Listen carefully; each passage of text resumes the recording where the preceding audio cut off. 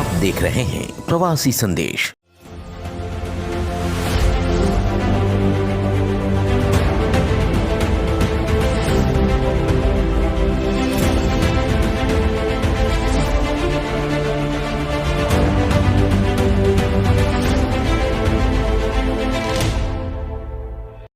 नमस्कार, मैं हूं मयंक कुमार गुप्ता और आप देख रहे हैं प्रवासी संदेश। प्रवासी संदेश के खास मुलाकात में आज हमारे साथ हैं डॉक्टर देवेश कृष्णा। काशीमीरा में इनका एक बहुत बड़ा हॉस्पिटल है, वृंदावन हॉस्पिटल, जो काशीमीरा में फेमस है। और यहाँ पर इन्होंने एक आज नए कोचिंग सेंटर का शुरुआत किए हैं।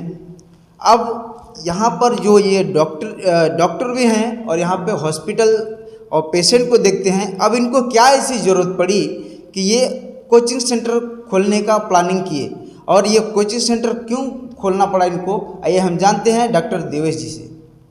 सर, आप इतना बड़ा वृंदावन हॉस्पिटल चला रहे हैं, लेकिन क्या कारण हुआ कि आपको कोचिंग सेंटर चलाना पड़ रहा है, खोलना पड़ रहा है? एक्चुअली मेरे मकसद क्या है? मेरे बहुत सारे पेशेंट्स हैं जो 10वीं पास कर चुके हैं, और उन्होंने मुझे इंसिस्ट किया कि सर आप क्यों नहीं पढ़ाते इनको बायोलॉजी, क्योंकि बायोलॉजी एक ऐसा सब्जेक्ट है जो नीट में डॉक्टर बनने के लिए बहुत ज़्यादा वेटेज लेता है। वो 720 मार्क्स में से 360 मार्क्स बायोलॉजी है। तो मैंने उनके बातों पे गौर किया और मुझे ऐसा लगा कि एक सेंटर ऐसा होना चाहिए जो बायोलॉजी डॉक्टर पढ़ाए उनको। और पूरे मीरा रोड में किसी भी बायोलॉजी क्लास में बायोलॉजी जो सब्जेक्ट होता है उसके लिए कोई डॉक्टर नहीं पढ़ा रहा है। तो मुझे इसलिए ऐसा लगा कि मुझे पढ़ाना चाहिए। यहाँ पे जो आपने कोचिंग सेंटर खोला, यहाँ किस किस क्लास के बच्चों को कोचिंग दिया जाएगा और क्या क्या फैसिलिटी रहेगी, क्या क्या सुविधाएं रहेंगी? हम अभी 11वीं 12वीं नीट और सीईटी का साइंस ले रहे हैं। इसमें हमने 3 इंजीनियर्स भी नियुक्त किए हैं जो फिज़िक्स, केमिस्ट्री और मैथ्स पढ़ाएंगे, और मैं खुद बायोलॉजी पढ़ाऊँगा। और इसमें हम लोग प्रैक्टिकल्स भी रख रहे हैं। यूजुअली क्लासेस में प्रैक्टिकल्स नहीं होते हैं, तो हम लोग माइक्रोस्कोप में जो माइक्रो ऑर्गेनिजम्स होते हैं, छोटे छोटे जीव जंतु होते हैं, उनको दिखाया जाएगा, जिससे उनको विजुअल एक एक्नॉलेजमेंट मिले कि उससे उसको समझेगा कि क्या उसमें एक्चुअल कैसा दिखता है वो जंतु। बैक्टीरियाज जो होते हैं, वायरसेस जो होते हैं, पैथोजेंस जो होते हैं, उनको दिखाया जाएगा। तो एक प्रैक्टिकल नॉलेज भी मिलेगा और थियोरेटिकल नॉलेज भी मिलेगा।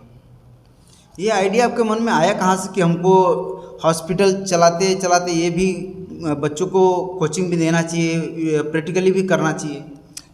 पहले से ही मेरे मन में था ये कि मैं कभी कुछ पढ़ाऊँगा, और आज जब मुझे ऐसा लगा कि मेरी ज़रूरत है तो मैंने ये शुरू किया।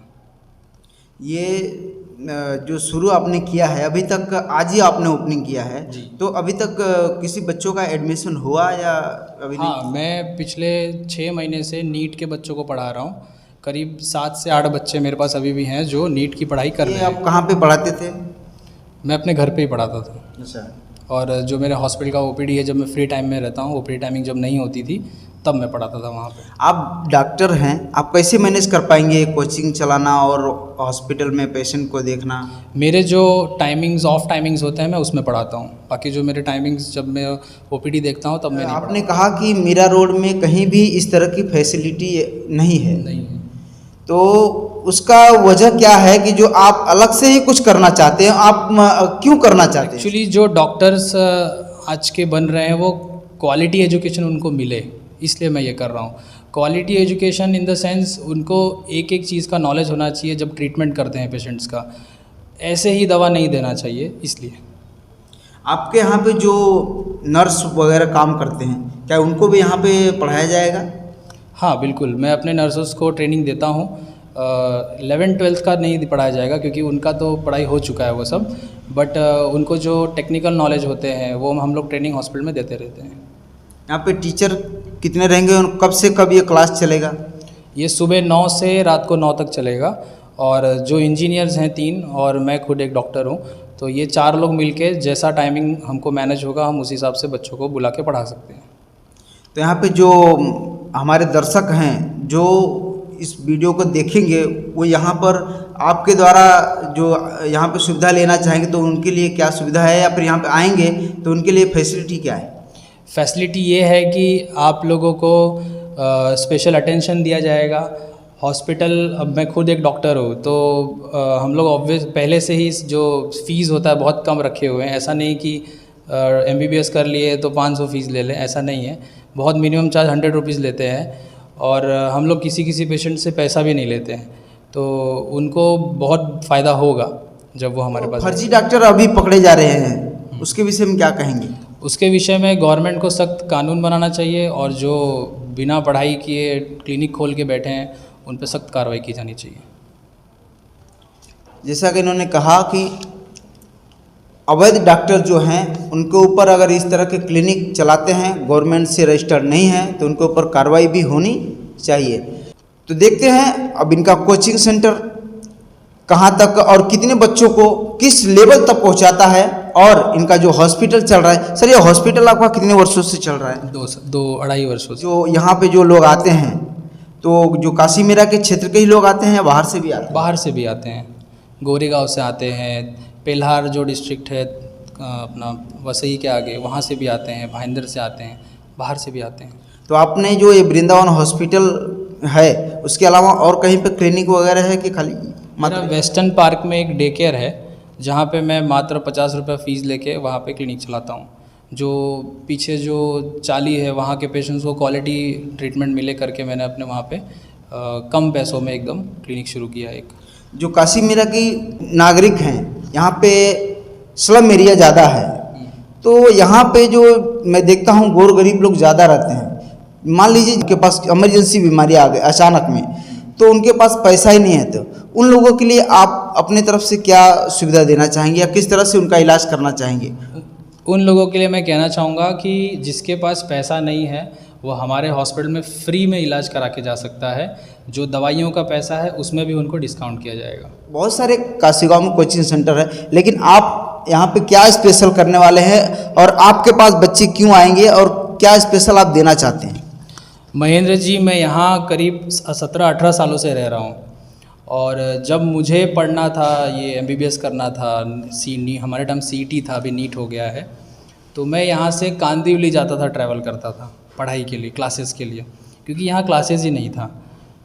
अभी अभी धीरे धीरे कुछ क्लासेस जो हैं वो BR road station, Dahisar station, Bhayandar station यहाँ खुले हैं, लेकिन इसमें जो हम ट्रैवल करते हैं उसमें करीब 1.5 घंटा, 2 घंटा, 3 घंटा दिन का चला जाता है। तो हमें बहुत सारे इंक्वायरी आई, बहुत सारे बच्चों से हमने बात की, तो हमें ऐसा महसूस हुआ कि अगर हम काशी गांव में एक क्लास शुरू करते हैं और उसमें क्वालिटी एजुकेशन दे, जैसे डॉक्टर्स रहें, इंजीनियर्स रहें, जो कि मेरे पैनल में कोई भी ऐसा दूसरा नहीं है, सब इंजीनियर्स और डॉक्टर्स ही हैं जो खुद के पर्सनल एक्सपीरियंस शेयर करके पढ़ा सकते हैं। तो इसलिए हमने ये सोचा और इसको शुरू किया, जिससे उनका समय बचे, उस समय में वो पढ़ाई कर सकें। हमारे काशी गांव के लिए ये मददगार साबित हो।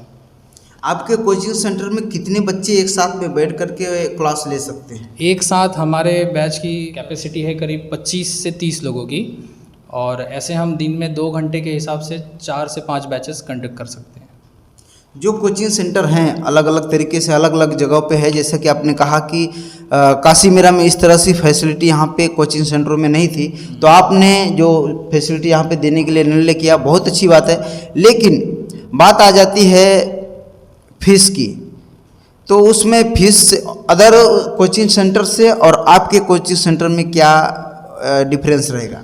जो बाहर के कोचिंग सेंटर से बड़े बड़े जो क्लास नाम लिए जाते हैं आजकल, उनकी फ़ीस मैं आपको बता दूं 3.5-4 लाख से कम नहीं है। 3 लाख, 3.5 लाख, 4 लाख, और टीचर्स, डॉक्टर, इंजीनियर्स नहीं हैं। हमारे क्लासेस में आधा भी फीस नहीं होगा जितना उनका है, और डॉक्टर्स और इंजीनियर्स पढ़ा रहे हैं। तो एक कम पैसे में क्वालिटी एजुकेशन देने की कोशिश की जा रही है यहाँ पर। ये सब आप क्यों कर रहे हैं? क्या आगे राजनीति तो नहीं करना चाहते? क्या प्लानिंग है, क्या करना चाहते हैं? नहीं, ऐसा कोई अभी तक सोच नहीं है मेरे मन में कि पॉलिटिक्स में जाना है, लेकिन जितना हो सके अपने फील्ड में मैं जितना कर सकता हूँ मैं कर रहा हूँ, कोशिश कर रहा हूँ। अभी हमने मेडिकल स्टोर भी शुरू किया है, उसमें हम लोग 30%, 40%, 50% भी डिस्काउंट देते हैं। फिर हमने पैथोलॉजी भी शुरू अभी कर रहे हैं, जो कि मुझे लग रहा है 1 महीना 1.5 महीने में शुरू हो जाएगा, और उसमें भी हम 30%, 40%, 50% तक डिस्काउंट कर रहे हैं। हॉस्पिटल्स में जो नहीं दे पाते हैं हम नहीं देते हैं पैसा, उनसे छोड़ देते हैं। तो ऐसा कुछ नहीं है कि पॉलिटिक्स के लिए कर रहे हैं, जो मेरा फील्ड है मैं उसमें कर रहा हूँ। और एजुकेशन भी मेरा ही फील्ड है ऑब्वियसली, सिर्फ डॉक्टर का पेशा यही नहीं है कि सिर्फ ट्रीटमेंट करते रहो, पढ़ा भी सकते हैं, तो इसलिए हम इसमें आए हैं। अभी आप हॉस्पिटल चलाते हुए आपने कोचिंग सेंटर चालू किया, उसके पहले आपने क्या क्या किया और आगे क्या करना चाहते हैं? जब से हमने हॉस्पिटल खोला है, करीब पिछले 1 साल में हमने 15 से 16 कैंप्स किए हैं, जिसमें हम शुगर फ्री करते हैं, बाकी जो बहुत सारे जांच हैं वो फ्री में किया जाते हैं, जो बाकी जो बड़े बड़े जांच है उसका मिनिमम चार्ज लेके वो किए जाते हैं। कंसल्टिंग उसमें फ्री होती थी और करीब हमने 850-900 पेशेंट्स को अभी तक उस कैंप में देख चुके हैं। हमने काशीमेरा पुलिस स्टेशन में भी कैंप लिया था, जो अपने पीआई साहब हैं हजारे साहब, उनसे परमिशन लेके, तो पूरे पुलिस स्टेशन में हमने फ्री कैंप भी ऑर्गेनाइज़ किया था। होटल्स में भी हम फ्री कैंप ऑर्गेनाइज़ कर चुके हैं। तो ऐसा हम कर रहे हैं, बहुत दिनों से कर रहे हैं। जो समाज सेवा की बात हो गई, किसी को ट्रीटमेंट देने की बात हो गई, हम करते रहते हैं। हमारा मेन मोटिव जो है वो पैसा नहीं है, मेन मोटिव है काम होना। जैसे कि आपने कहा पुलिस स्टेशन में, होटल्स में, अलग अलग जगह पे हमने कैंप रखा, क्या आपने स्लम एरिया में भी कैंप रखा? गरीबों के लिए भी कुछ किया आपने? जो हमारा वेस्टर्न डे केयर क्लिनिक है वो स्लम एरिया में ही आता है और वहाँ पे हमने स्लम एरिया के लिए कैंप करीब 7 से 8 कैंप कर चुके हैं। अभी हमारा नया प्लान ये चल रहा है कि जो स्लम एरिया में जो स्कूल्स हैं छोटे छोटे और जो घरें हैं जहाँ पे मंदिर हैं, वहाँ पे भी कैंप करने का हम लोग ने अभी प्लान किया हुआ है। वो अगले 15 दिनों 20 दिनों में शुरू हो जाएगा। अभी मेरा कल भी कैंप है 3 तारीख को। कहाँ पे? हॉस्पिटल पे है, यहाँ वृंदावन हॉस्पिटल में 3 तारीख को कैंप है, सुबह 7 से 11 बजे। एक सवाल और मेरे मन में है, अभी 2 साल लोग कोरोना से, जो कोरोना महामारी बीमारी है उससे लोग 2 साल लगातार झेल रहे थे और अलग अलग तरीके से अलग अलग बीमारियां के कोरोना, लेकिन इसमें हाईलाइट चल रहा था। उस समय आप और आपके हॉस्पिटल ने किस तरह से लोगों को फैसिलिटी पहुंचाई और उस समय आप किस तरह से लोगों को मैनेज कर पा रहे थे? कोरोना के समय हम लोग, हमारा जो हॉस्पिटल था वो कोविड हॉस्पिटल नहीं था, जिसके वजह से हम उनको भर्ती तो नहीं कर पा रहे थे। लेकिन जो हमने डेटा मैंने इसलिए पूछा कि काफ़ी डॉक्टर ऐसे हैं कि जो कि डर के मारे उनको पेशेंट नॉर्मली कोई दवा लेने आता था, उनको भी लोग दवा नहीं देते थे, डर के मारे कि ऐसा ना हो कि मुझे भी हो जाए, या छुआछूत का बीमारी तो था ही। तो उस तरह से आप कैसे मैनेज कर पा रहे थे उस समय पे? नहीं, छुआछूत तो सारी बीमारियां हैं, कोरोना कोई नया नहीं है। ये उस समय पहली बार ऐसी कोई बीमारी आई थी जो हमारे नॉलेज में नहीं थी, इसलिए इतना डर और उसका माहौल था। बाकी हर एक बीमारी छुआछूत होती है, टीबी है, राइनो वायरस है, बहुत सारी बीमारियां हैं जो कोरोना से जैसे भी खतरनाक हैं, जो फैलने में खतरनाक है। तो ये तो हमें पहले से ट्रेनिंग दी जाती है, इसमें डरने की कोई बात ही नहीं है। दूसरी चीज़, जब हम कोविड में ट्रीटमेंट दे रहे थे तो हम सबको होम क्वारंटाइन करके सारे मेडिसिन करके उनको फॉलोअप लेके कर रहे थे। ऐसा कोई वो नहीं था कि हम उनको छुएंगे नहीं, टच नहीं करेंगे, चेक नहीं करेंगे। बिना चेक किए डॉक्टर ट्रीटमेंट कैसे करेगा? तो वो तो हमारा काम है, वो तो करना ही पड़ेगा। मैंने कई हॉस्पिटल में देखा है कि उनको दूर से ही प्रॉब्लम पूछा जाता था और दूर से दवा रख दिया जाता था, आप लेके चले जाओ, पैसा उधर रख दो। इस तरह से हालात चल रहे थे और लोग इसकी वजह से लोग और डरे हुए महसूस कर रहे थे। तो क्या कहेंगे सर? ये तो अब डॉक्टर को सोचना चाहिए इस पे और इसको सुधारना चाहिए, ये अच्छी चीज़ नहीं है। आप मुझे बताइए कि कोरोना जो पूरे विश्व में हाहाकार मचाया, जो आप डॉक्टर हैं, कोरोना किस तरह से वो फैलता था, या अभी भी लोग कन्फ्यूजन में है कि कोरोना जिसको नहीं हुआ है तो कन्फ्यूजन में है और जिसको हुआ है वो तो जान चुका है, तो उसके बारे में क्या कहें? थोड़ा डिटेल से बताइए हमको कोरोना के बारे में, हमारे दर्शकों को। कोरोना जो महामारी शुरू हुई, इसमें हुआ ये कि छुआछूत फैलने वाली बीमारी है, तो लोगों को क्या लगा कि हम किसी को अब छुएंगे ही नहीं। सही है, सोशल डिस्टेंसिंग रखना चाहिए, सब रखना चाहिए जो कि उसको प्रिवेंट करता है, किंतु ऐसा नहीं है कि कोविड आ गया तो आप किसी को देखो ही नहीं, जो कि चल रहा था बीच में। कोविड में जितने भी डॉक्टर्स थे उन्होंने बहुत मेहनत की और जो स्टाफ था, पैरामेडिक स्टाफ था, उन्होंने भी बहुत मेहनत की और हमारे लिए नया बीमारी था, इसलिए थोड़ा नॉलेज के कमी से ये हो रहा था, किंतु ऐसा नहीं कि कोई काम ही नहीं कर रहा था। दूसरी चीज़, कोरोना का थोड़ा माहौल का डर इसलिए भी था क्योंकि एजुकेशन लोगों में नॉलेज नहीं था इस चीज़ का। लोगों को पता नहीं था कि कितना हानिकारक हो सकता है, कितना डैमेज कर सकता है लंग्स को, फेफड़े कितने ख़राब होंगे, कैसे कैसे इसका स्टेजेस होते हैं। जैसे आपको अभी टाइफाइड और मलेरिया के बारे में बोले तो हमको बहुत हल्का लगता है, किंतु टाइफाइड मलेरिया और ख़तरनाक चीज़ें हैं। लेकिन हम उसके ट्रीटमेंट को जानते हैं, उसके लक्षण को जानते हैं, इसलिए हमें कोई डर नहीं लगता, हम आराम से उसका ट्रीटमेंट कर लेते हैं।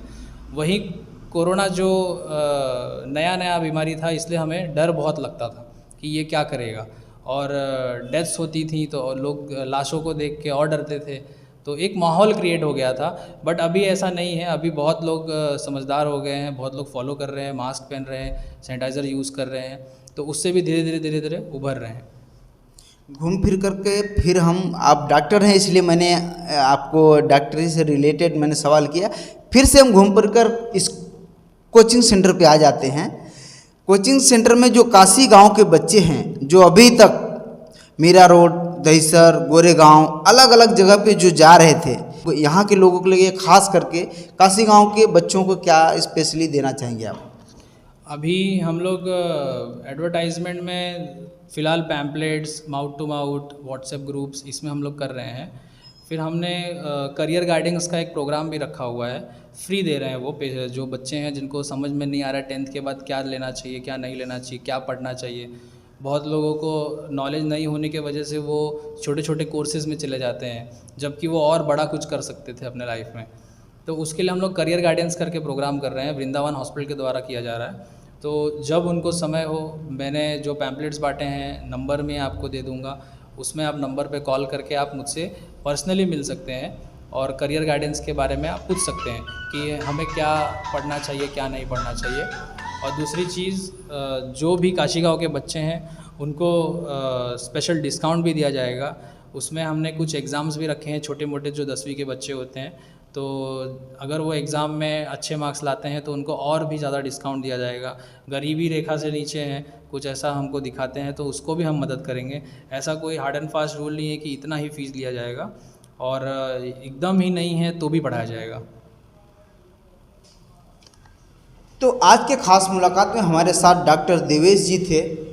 आपने सुना किस तरह से इन्होंने 2.5 साल के करियर में इन्होंने हॉस्पिटल से लेकर के और यहाँ के काशी गांव के बच्चों के लिए और काशी गांव के जनता के लिए किस तरह से कोशिश में लगे हैं कि लोगों को ज़्यादा से ज़्यादा सुविधा पहुंचाई जाए और लोग यहाँ पे हमारे पास आएँ और हमारे पास कम समय में और कम फीस में, कम चार्ज में उनको इलाज हो सके, यहाँ पे बच्चे एजुकेशन ले सकें। इस तरह के यहाँ पे इनका प्रयास जारी है। तो मैंने जब यहाँ से इस रास्ते से जा रहा था तो मुझे लगा मेरी जिम्मेदारी बनती है कि मैं हमेशा गवर्नमेंट की और काशी गांव की और मीरा भाईंदर की कमियों को मैं दिखाता हूँ, लोग उस पर ध्यान देते हैं, उस कमियों को सुधारने की कोशिश करते हैं। तो मेरी जिम्मेदारी एक ये भी है कि जहाँ पे अच्छाइयाँ हो रही हैं उसको भी दिखाने का हमारा फर्ज बनता है। तो हमने इस हॉस्पिटल और इस कोचिंग सेंटर के बारे में मैंने सोचा क्यों ना, अगर यहाँ पे बच्चों के लिए डॉक्टर साहब अगर कुछ कर रहे हैं तो क्यों ना मैं भी एक अपनी जिम्मेदारी निभाऊं कि यहाँ पे अच्छे काम जब ये कर रहे हैं तो इसको